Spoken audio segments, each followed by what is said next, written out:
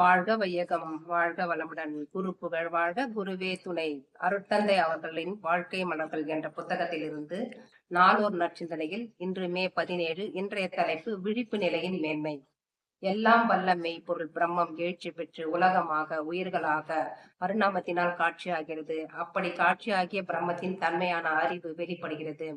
சுத்த வெளியாகிய மெய்ப்பொருள் அணுவாக இயங்கி உலகமாக உயிர்களாக உயிரின் அலையாக மாறும் வரை பிரம்மத்தின் வேறு எந்த தன்மையும் வெளிப்படுவதற்கான சந்தர்ப்பம் கிடையாது.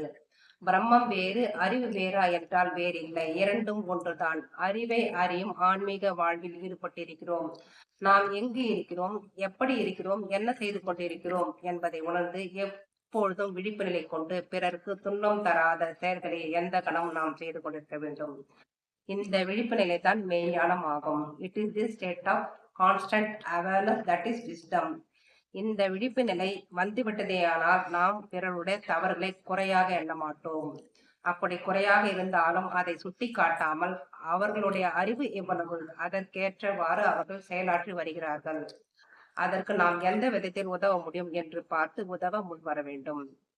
இந்த உயர்ந்த நிலை வந்து விட்டதேயானால் நாம் நம்முடைய செயலில் குற்றம் இருக்காது. நம்முடைய குற்றத்தை கண்டு நாம் திருத்திக் கொண்டோமே ஆனால் எப்பொழுதும் நமக்கு நன்மை செய்யும் தகமை வந்துவிடும். இத்தோடு இந்த சிந்தனையை நிறைவு செய்து கொள்கிறோம். வாழ்க வளமுடன்.